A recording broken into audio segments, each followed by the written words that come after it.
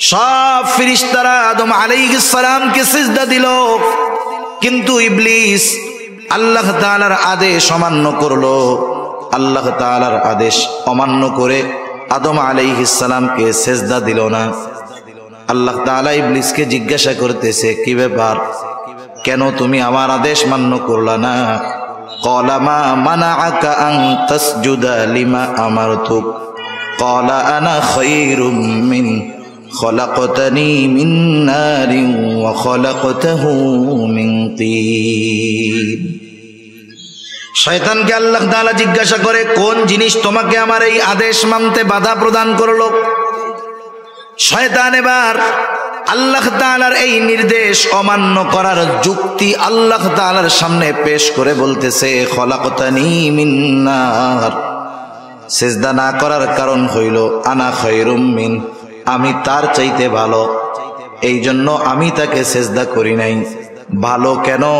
খলাকতানি মিন নার, আপনি আমাকে আগুন থেকে সৃষ্টি করেছেন, ওয়া খলাকতাহু মিন তিন, আর তাকে মাটি থেকে সৃষ্টি করেছেন। প্রত্যেকটা জিনিসের একটা মৌলিক বিষয় আছে। যেমন আগুন, এর অন্যতম একটা সিফাত হলো আগুন যখন কোথাও লেগে যায়, আগুন কিন্তু নিচের দিকে যায় না, উপরের দিকে যায়। আগুনের বৈশিষ্ট্য হলো আগুন উপরের দিকে যায়। আর মাটি যত শক্তি দিয়ে উপরে নিক্ষেপ করা হোক না কেন, মাটির বৈশিষ্ট্য হলো মাটি নিচের দিকে যায়। শয়তান বোঝাতে চায়, আমার সৃষ্টির মৌলিক বস্তু যেহেতু আগুন, তার গতি হলো ঊর্ধ্বমুখী। আদম সৃষ্টির মৌলিক বস্তু হলো মাটি, তার গতি হলো নিম্নমুখী। সেই জন্য ঊর্ধ্বমুখী একটা জিনিস নিম্নমুখী একটা জিনিসকে সিজদা করতে পারে না, আর যে ঊর্ধ্বমুখী সে নিম্নমুখীর চাইতে উত্তম। এই জন্য আমি আদমকে সিজদা করি নাই। মূল কথা হলো আল্লাহ তাআলার নির্দেশ, আদেশ, ফরমান আসার পর কোন যুক্তির পেছনে দৌড়ানো, এটা কোন মুমিনের জন্য শোভনীয় হতে পারে। মুমিন যখন দেখবে এখানে আল্লাহ তাআলার সুস্পষ্ট নির্দেশ আছে, হয়তো করার নির্দেশ নয়তো বর্জনের নির্দেশ, কেন আল্লাহ তাআলা করলেন এই কেনর পেছনে না পড়ে নির্দেশ করেছেন আল্লাহ, বিনা যুক্তিতে যে এই আদেশ মেনে নিবে সে তো কামিয়াব। আর যে কারণ খুঁজতে যাবে, কারণ খুঁজতে গিয়ে যদি কারণ বের করতে না পারে, আল্লাহ না করুন শয়তানের ধোকায় পড়ে ঈমানহীন হয়ে যাওয়ার আশঙ্কা আছে। আমাদের দেশে মুসলিম ঘর থেকে নাস্তিক হয়, ও নাস্তিক হয়ে জন্ম নেয় না, মুসলিম ঘর থেকে নাস্তিক হয়। কেন? ও একটু পড়াশোনা করে, পড়াশোনা করে সব বিষয়ের পেছনে যুক্তি খুঁজতে থাকে, বলে যা দেখি না তা বিশ্বাস করি না। এই একটা সূত্রকে মূলনীতি মেনে যখন সে গবেষণা করতে যায়, দেখা যায় কোরআন হাদিসের বর্ণনার অনেক কিছু আছে সে দেখে না। সে দেখে না তাই মানে না, আর মানে না তাই ঈমানদারও আর থাকে না। ঠিক কিনা বলেন? এজন্য আল্লাহ তাআলার পক্ষ থেকে যখন কোনো নির্দেশ, আদেশ আসবে, নির্দ্বিধায় সেটা মেনে নিতে হবে আমাদের। শয়তান তাই বলতেছে, খলাকতানি মিন নার ওয়া খলাকতাহু মিন তিন, আপনি আমাকে বানিয়েছেন আগুন দিয়া, আদমকে বানিয়েছেন মাটি দিয়ে, তাই আমি তার চাইতে ভালো, তাই তাকে সিজদা করি নাই। আল্লাহ তাআলার আদেশ ইবলিস মানে নাই। আল্লাহ তাআলা বললেন, ক্বালা ফাখরুজ মিনহা ফাইন্নাকা রাজীম ওয়া ইন্না আলাইকা লা'নাতি ইলা ইয়াউমিদ্দিন। আল্লাহ তাআলা বললেন, তুই বের হয়ে যা, তুই অভিশপ্ত, বের হয়ে যা। ওয়া ইন্না আলাইকা লা'নাতি ইলা ইয়াউমিদ্দিন। আল্লাহ তাআলা বললেন, তোর উপরে আমার লানত একেবারে কিয়ামতের দিবস পর্যন্ত, তোর উপরে আমার লানত। এইবার ইবলিস অহংকারের কারণে কিন্তু সে সিজদা করে নাই। আদম আলাইহিস সালামকে সিজদা না করার যেই কারণগুলোর মধ্যে অন্যতম একটা কারণ হলো ইস্তাকবারা, সে অহংকার করেছে, তাকাব্বুরি করেছে। সেই জন্য সমাজে কোনো পাপী যদি অহংকারী হয়, ওই পাপীর পাপ থেকে ফিরে আসাটা তার জন্য কঠিন হয়ে যায়। সমাজে কিছু পাপী আছে না বুঝা পাপ করে, আর কিছু পাপী আছে সাথে অহংকারও করে। দুইজনের মধ্যে তফাৎ আছে। মনে করেন জুমার দিনে আসছে মসজিদে, ইমাম সাহেব আলোচনা করতেছে। পাপী যদি সাধারণ পাপী হয়, ও যখন জানবে যে আমার এই পাপের ক্ষতি হলো এইটা, এই পাপের কারণে আমার দুনিয়া আখিরাত বরবাদ হবে, ও ওই পাপ না ছাড়লেও কমপক্ষে নিজের মধ্যে একটা চিন্তা আসবে যে এই গুনাহটা ছাড়ার দরকার। কিন্তু পাপী যদি অহংকারী হয়, তাহলে ইমাম সাহেবের এই বক্তব্য তার চিন্তার খোরাক হবে না, বরং এমনও হতে পারে ইমাম সাহেবের এই বক্তব্য তার অহংকারের কারণে ইমাম সাহেবের বিপদের কারণ হতে পারে। ঠিক কিনা বলেন?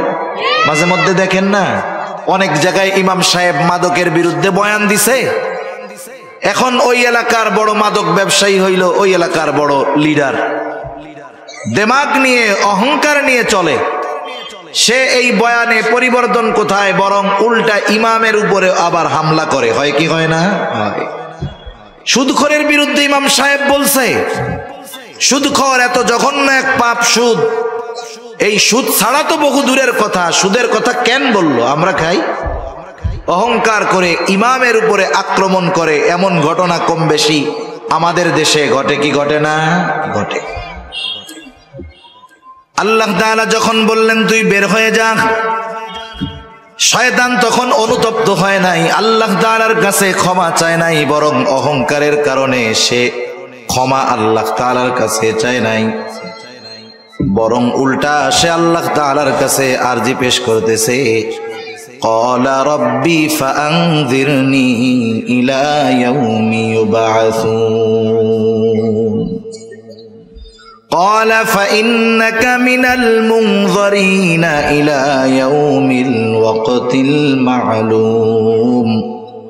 শয়তান আল্লাহ তাআলার কাছে বলতেছে, আপনি আমাকে কিয়ামতের দিবস পর্যন্ত অবকাশ দেন, সুযোগ দেন, হায়াত দেন। কারণ যেই বনি আদমের কারণে আমার উপরে লানাত, আমার সব আমল বরবাদ হয়ে গেল। ওই বনি আদম দুনিয়ার মধ্যে কিয়ামত পর্যন্ত আবাদ করবে। বনি আদম মানুষের আদি পিতা আদমের সাথে যেহেতু আমার দুশ্মনী, এ দুশ্মনী আদম পর্যন্ত শেষ নয়। আদমের বংশধর যেহেতু কিয়ামত পর্যন্ত দুনিয়ায় থাকবে। আয় আল্লাহ, রব্বি আনযিরনি ইলা ইয়াউমি ইউবআসুন, আপনি আমাকেও পুনরুত্থান দিবস পর্যন্ত অবকাশ দিয়ে দেন। ওরা যতদিন থাকবে দুনিয়ায় আমিও থাকতে চাই। এ দুশ্মনী চলবে। এ দুশ্মনী ওর বাবার সাথে শুধু তা নয়, কিয়ামত পর্যন্ত এই আদমের বংশধর দুনিয়ায় থাকবে, সকলের সাথেই আমার দুশ্মনী। এই দুশ্মনী যে আছে শয়তানের সাথে, স্মরণ করিয়েছেন কে? কথা বলেন না কেন? কে? আরো জোরে বলেন কে? আল্লাহর নাম বলতে কষ্ট হয় মনে হয়, ওই কোনার মানুষগুলোর একটু কষ্ট কষ্ট লাগে। আপনি বলেন তো, আপনি যদি জোরে আল্লাহর নাম বইলে এখন মইরা যান, মুফতি সাহেব আছে, জিজ্ঞাসা করেন আপনার মতো সৌভাগ্য আর কেউ নাই।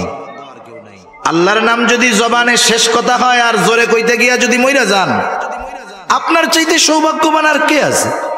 তাহলে আপনাকে খুসা দিয়াও আল্লাহর নাম বাইর করা যায় না, তাহলে মরার সময় কালিমা কেমনে বাইর হইব? এটা একটু চিন্তা করেন। শয়তানের সাথে আমাদের দুশ্মনী, এ খবর জানাইছেন কে? মাশাআল্লাহ, মোটামুটি হইছে।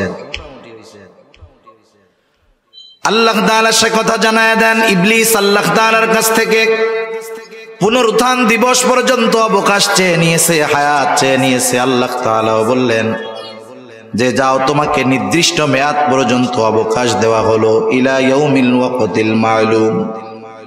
শয়তান যখন তার এই দাবিটা আল্লাহ তাআলার কাছ থেকে ফাঁস করায় নিয়েছে, এবার আমাদের ব্যাপারে শয়তান আল্লাহ তাআলার সামনে কি বলে শুনে নেন। শয়তান এবার বলতেছে, قال فبعزتك لأغوينهم أجمعين إلا عبادك منهم المخلصين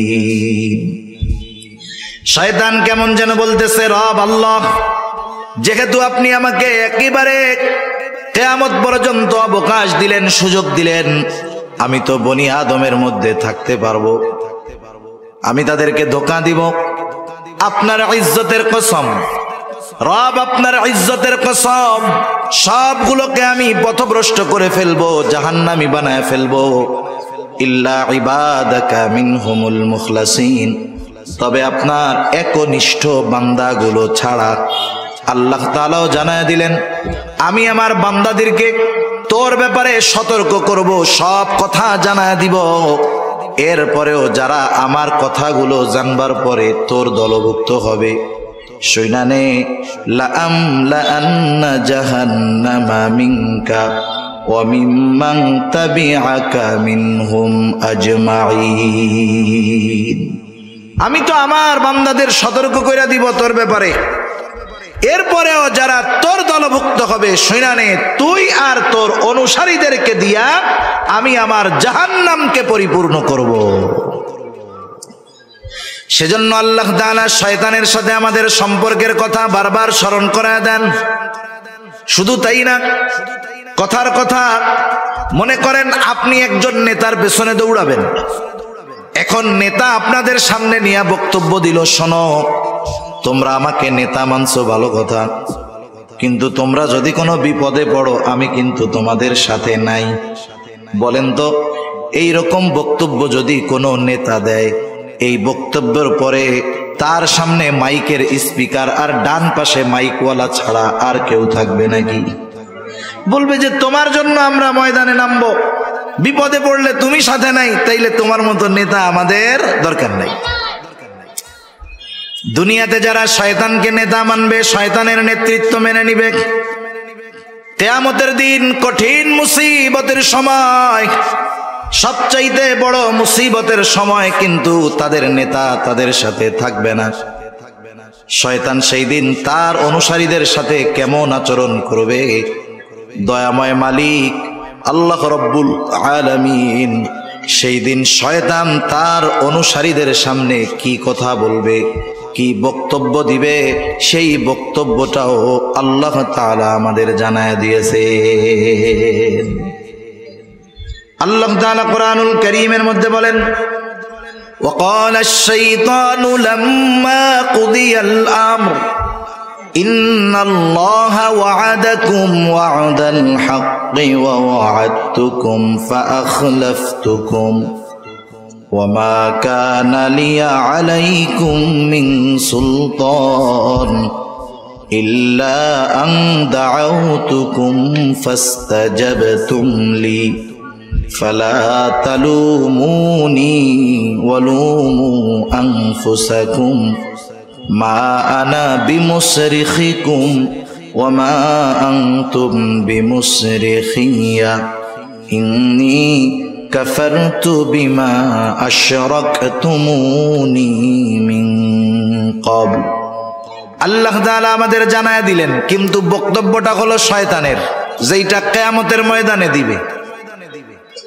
আল্লাহ তাআলা আমাদেরকে জানায় দিয়েছেন কত আগে কি করবে সেই দিন শয়তান। আল্লাহ তাআলা বলেন, ওয়াকালা আশ-শাইতানু লাম্মা কুদিয়াল আমর, সব কিছুর যখন চূড়ান্ত ফয়সালা হয়ে যাবে, এইবার শয়তানের দলের অনুসারী যারা, তারা শয়তানকে খুঁজতে থাকবে যে আমাদের তো নিশ্চিত হয়ে গেল জাহান্নাম, কে আমাদের জন্য একটু সুপারিশ করবে। মৃত্যুদণ্ড যখন কারো কার্যকর হয়ে যায়, আপিল করে, জজ কোর্টে হইলে হাইকোর্টে, সুপ্রিম কোর্টে গিয়া করে, সুপ্রিম কোর্টে যদি রায় হয় রাষ্ট্রপতির কাছে গিয়া করে। ওরা চিন্তা করবে আমাদের জন্য তো জাহান্নাম অবধারিত, কিন্তু কে আছে আমাদের জন্য আজকে সুপারিশ করবে, আমাদেরকে এই বিপদ থেকে উদ্ধার করবে। দুনিয়ায় যেহেতু তারা শয়তানের সাথে ছিল, এইবার তারা শয়তানকে খুঁজতে থাকবে। তাফসীরের মধ্যে আসছে, দূরে তাকায় দেখবে ওই যে শয়তানকে দেখা যায়, এইবার সকলে মিলে শয়তানের দিকে দৌড় শুরু করবে। শয়তানও দৌড়াইতে থাকবে। কিছু দূর যাবার পর শয়তান তাদের দিকে ঘুরে ফিরে দাঁড়ায়া যাবে। দৌড়ানো মানুষগুলো দাঁড়ায়া যাবে, চিন্তা করবে এইবার বুঝি শয়তান আমাদেরকে কোনো আশার বাণী শোনাবে, যাতে করে আমরা এই বিপদ থেকে বাঁচতে পারবো। ওই দিন দাঁড়ায়া শয়তান গোটা দুনিয়ার শুরু থেকে নিয়ে শেষ পর্যন্ত তার যত অনুসারী ছিল তাদের সামনে যেই বক্তব্যটা দিবে আল্লাহ তাআলা সেই বক্তব্যটাই বলতেছেন। শয়তান প্রথমেই বলবে, ইন্নাল্লাহা ওয়া'আদাকুম ওয়া'দাল হক। শয়তান প্রথমেই বলবে, ইন্নাল্লাহা ওয়া'আদাকুম ওয়া'দাল হক, নিশ্চয়ই আল্লাহ তাআলা তোমাদের সাথে যা ওয়াদা করেছেন সব ওয়াদা সত্য। এখন প্রশ্ন হলো, আল্লাহ তাআলা কি ওয়াদা করছেন আমাদের সাথে? আল্লাহ তাআলার যত প্রতিশ্রুতি আছে, যত ওয়াদা আছে, সব ওয়াদা যদি বিশ্লেষণ করা হয় সারমর্ম হয় দুইটা। কয়টা? জোরে বলেন না, কয়টা? এত খুশা কথা কইলাম, এরপরেও আপনাকে দুইবার কওয়া লাগেছে।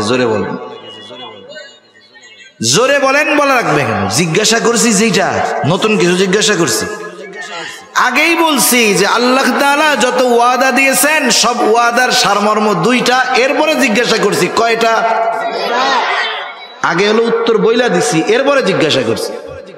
এরপরেও আপনারা মুখে কুলুপাইটা বসে থাকেন, নাকি কথা বলবেন না নিয়ত করছেন? একটু বললে হয় কি, ছোটবেলায় এখন তো পোলাপান ঘুমাইতে বলবে যে আমার একটু মোবাইল দাও, গেমস খেলি, নাইলে ঘুম নাই। এটা বলে না এখনকার বাচ্চারা?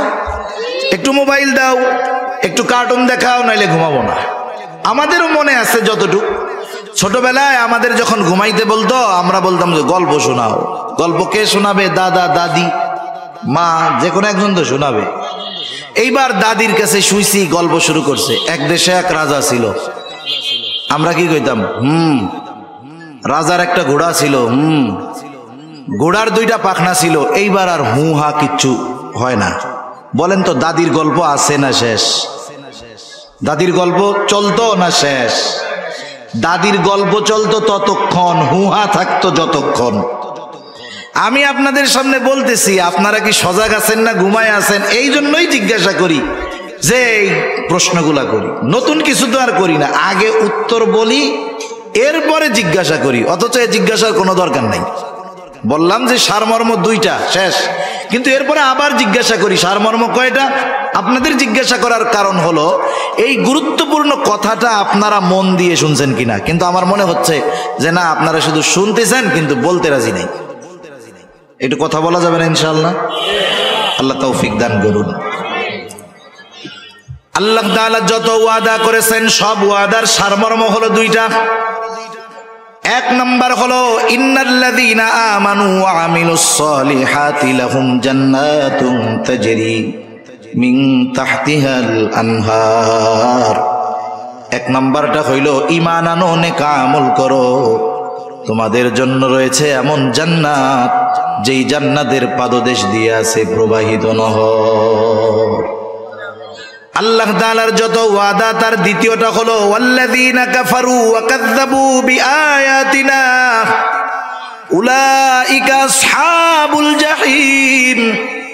আল্লাহ তাআলার যত ওয়াদা আছে সব ওয়াদার দ্বিতীয়টা সারমর্ম হলো, যারা আল্লাহ তাআলার আয়াত সমূহকে মিথ্যা প্রতিপন্ন করে, আল্লাহ তাআলার নিদর্শন সমূহকে মিথ্যা প্রতিপন্ন করে, আল্লাহর সাথে কুফরি করে, ঈমান আনে না, নেক আমল করে না, তারা হলো আসহাবুল জাহিম।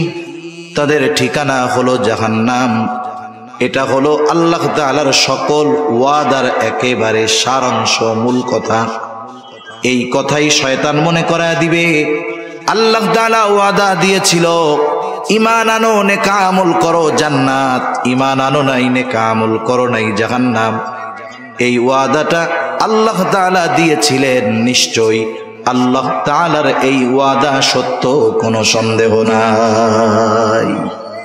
শয়তান ওই দিন বলবে, শয়তান বলার আগে আল্লাহ তাআলা আমাদের জানায় দিচ্ছে। এইবার শয়তান নিজের প্রতিশ্রুতির ব্যাপারে বলবে। শয়তানও কিন্তু মানুষের দুনিয়ায় প্রতিশ্রুতি দেয়। শয়তান অনেক সময় আমাদের অন্তরের মধ্যে বিভিন্ন কথা ঢাইলা দেয়। এইরকম তো আর মানুষের মতো ওয়াজ মাহফিল কইরা শয়তান তার কথাগুলো কইতে পারে না। কিছু মানুষরে দিয়া করাই ঠিক। মাঝে মধ্যে দেখবেন অনেকে নিজে নিজে চিন্তা করে, বা নামাজের কথা বললে, দাড়ির কথা বললে, গুনার থেকে বাঁচার কথা বললে, হুজুর এখন মাত্র বয়স 22 বছর, আর একটু বুড়া টুড়া হই, এরপরে দাড়ি টাড়ি রাখবে না। নামাজের কথা বললে এই তো শুরু করে দিব না কালকে থেকে। হজের কথা বললে বলে এখন তো জুয়ান আছি, টাকা পয়সা আছে, তাতে কি, বুড়া কালে হজ করবো আর ঘর থেকে বাইরে মুমা, তখন ভালো হয়ে যাবো না।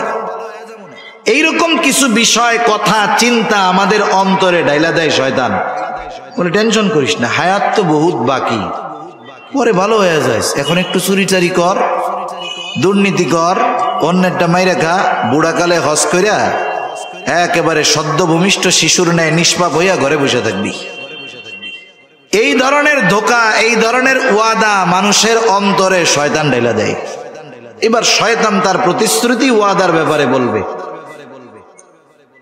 ওয়াওয়া'আদতুকুম ফাআখলাফতুকুম, আমি তোমাদেরকে বাঁচানোর যেই প্রতিশ্রুতি দিতাম, তোমাদের সাথে যেই প্রতিশ্রুতি দিয়েছিলাম, ফাআখলাফতুকুম, আমি সেই প্রতিশ্রুতি ভঙ্গ করলাম। এইবার শয়তান তার অনুসারীদেরকে হাসরের ময়দানে তিরস্কার করবে। তিরস্কার করে বলবে, শয়তান বলবে, ইন্নাল্লাহা ওয়া'আদাকুম ওয়া'দাল হক ওয়া ওয়া'আদতুকুম ফাআখলাফতুকুম ওয়া মা কানা লিয়া আলাইকুম মিন সুলতান। শুনা নাও, আমি তোমাদের সাথে যেই প্রতিশ্রুতি দিয়েছিলাম সেটা ভঙ্গ করলাম। আর এটাও শুনা নাও, ওয়া মা কানা লিয়া আলাইকুম মিন সুলতান, তোমাদের উপরে আমার কোনো আধিপত্য ছিল না, ক্ষমতা ছিল না, পাওয়ার ছিল না। তোমাদের উপরে আমার কোনো অধিকার নাই, কোনো ক্ষমতা নাই। কেন নাই? শয়তান কি আমাকে বানাইছে? আমাদের বানাইছে কে? আরো জোরে, কে? আল্লাহ হলে আমাদের আল্লাহ হলেন আমাদের খালিক, আল্লাহ আমাদের রব, আল্লাহ আমাদের রাজ্জাক, আল্লাহ আমাদের মালিক। যিনি বানিয়েছেন, সমস্ত অধিকার ক্ষমতা আমাদের উপরে তার, ঠিক কিনা বলেন? যিনি রিজিক দেন, ক্ষমতা হলো তার। এই জন্য মাঝে মধ্যে দেখবেন অপরিচিত বা দূরের কোনো মানুষ যদি কোনো বিষয়ের আদেশ করে, অধিকার খাটাইতে চায়, তখন ছেলেটা জবাব দেয়, তুমি আমাকে এই কাজ করতে বলতেছো, তুমি কি আমার আব্বু লাগো নাকি? কেন বলে?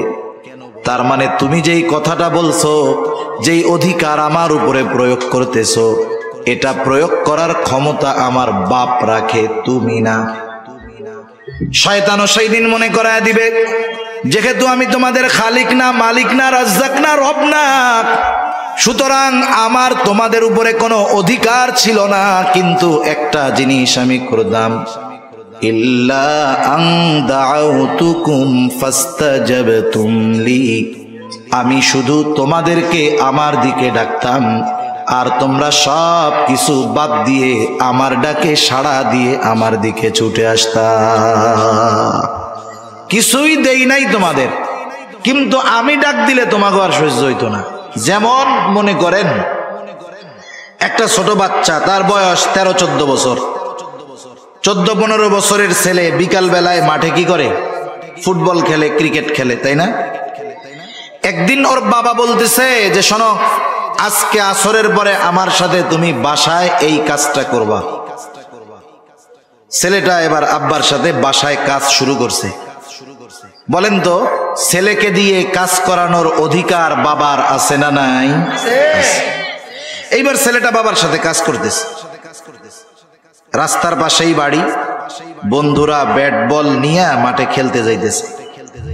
যাওয়ার সময় নিচের থেকে বাড়ির পাশে রাস্তা থেকে ডাক দিছে, রাস্তার সাথে বাড়ি, আব্দুর রহিম, আমরা ব্যাট বল নিয়ে মাঠে গেলাম। এবার আমার একটু বলেন তো, ওই যে ছেলেটা বাবার সাথে কাজ করতেছে, যেই বন্ধুরা তাকে ডাক দিল, বন্ধুরা তাকে 2-4 দিনের ওষুধ কিনে দিছে? কোনোদিন পোশাক কিনে দিছে? দিছে কে? বাপ। কাজ করতেছে কার সাথে? বাবার কাছে সাথে।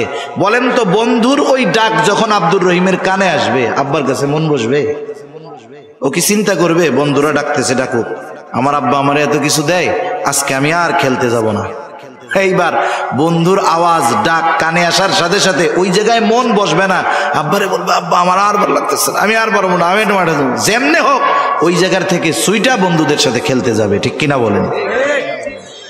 শয়তান এইরকমই মনে করায় দিবে, শোনক আমি কিছুই দেই নাই, কিছুই করি নাই, কোনো অধিকার তোমাদের উপরে নাই, শুধু ডাক দিতাম যে আমার দিকে আসো, তোমরা সব কিছু সাইডা আমার দিকে চইলা আসতা। অথচ আমাদের দেশে গোটা দুনিয়ার মধ্যে মসজিদ গুলাতে দৈনিক 5 বার আজান হয় কি হয় না? এই আজান দেয় মুয়াজ্জিন। আমরা যদি মনে করি মুয়াজ্জিনকে বেতন দিয়ে রেখেছি, মুয়াজ্জিনের কাজ হইল আজান দেওয়া, এটা যদি মনে করি এটা আমাদের বড় ভুল হবে। মুয়াজ্জিন সে হলো আল্লাহ তাআলার মুখপত্র, প্রেস সচিব। আল্লাহ তাআলার মুখপত্র, প্রেস সচিব। এই জন্য কোন ব্যক্তি যদি ইখলাসের সাথে মুয়াজ্জিনি করে, কিয়ামতের দিন হাদিসের মধ্যে আসছে আল্লাহ তাআলা তার ঘাড়টাকে লম্বা বানায় দিবে। কিয়ামতের মানুষ বুঝতে পারবে এই ব্যক্তি দুনিয়ার মধ্যে মুয়াজ্জিন ছিল। এখন এই মুয়াজ্জিন আমাদেরকে কার দিকে ডাকে বলেন তো? আল্লাহর দিকে ডাকে। আল্লাহ তাআলা সেই কথা স্মরণ করায় দেন। আল্লাহ তাআলা বলেন, ওমান আহসানু কওলাম মিম্মান দাআ ইলাল্লাহ, তার চাইতে উত্তম আহ্বানকারী আর কে আছে যে মানুষকে আল্লাহর দিকে ডাকে? মুয়াজ্জিন দৈনিক 5 বার আজান দেওয়ার মাধ্যমে আমাদেরকে আল্লাহর ঘরের দিকে ডাকে। আজান যখন দেয় আমরা বুঝি আমাদেরকে যেতে হবে কার ঘরে? আরো জোরে বলেন না, কার ঘরে? বলেন তো, কারো ঘরে কারো অনুমতি ছাড়া ঢোকা জায়েজ আছে নাকি? ওয়াজ খালি আমরা শুনি, কিন্তু ওয়াজ নিয়ে ফিকির করি না, চিন্তা করি না। ঘর হলো আল্লাহর, ডাকতেছে মুয়াজ্জিন, তার মানে মুয়াজ্জিনকে আল্লাহর ঘরে ডাকার অনুমতি আল্লাহ তাআলা দিবেন। ঠিক কিনা বলেন? তাহলে যদি সহজ কথায় বলি, এই ডাকটা মূলত মুয়াজ্জিনের না, ডাকটা কার? আপনার কাছে আপনার এলাকার সম্মানিত চেয়ারম্যান সাহেব অথবা এমপি সাহেব একজন লোক পাঠায় বলছে যে ভাই এমপি সাহেব আপনাকে ডাকছে, আমাকে ডাকতে বলছে। বলেন তো, ওই লোকটা যত ছোট হোক, সামাজিকভাবে তার যত সম্মান কম হোক না কেন, আমি আপনি যদি ওই লোকের কথাটাকে ফিরায়া দেই, তার কথা ফেরানো হবে না, বরং এমপি সাহেবের কথা ফিরায়া দেওয়া হবে। মুয়াজ্জিন সে যে হয় হোক, ডাকতেছে আল্লাহর দিকে, আল্লাহর আদেশে সে ডাকতেছে। এখন চিন্তা করেন, আল্লাহ তাআলার এই আহ্বান, আল্লাহ তাআলার এই দাওয়াত যে বান্দা আমার ঘরে আসো, আমার ঘরে আসো, নামাজ পড়ো, নামাজের মধ্যে কল্যাণ। শয়তান সেই দিন মনে করায় দিবে আমি ডাক দেওয়ার সাথে সাথে সব থইয়া চইলা আসছো, কিন্তু আল্লাহ তাআলা দৈনিক তোমারে 5 বার তার ঘরে দাওয়াত দিছে, যাও নাই। ইল্লা আন দাউতুকুম ফাস্তাজাবতুম লি, যেই আল্লাহ তোমারে খাওয়াইছে, যেই আল্লাহ তোমাকে বানিয়েছে, যেই আল্লাহ তোমার রব, তার ডাকে সাড়া না দিয়া আমার ডাক শুইনা চইলা আসছো। তোমার মতো নাফরমান আর কেউ নাই।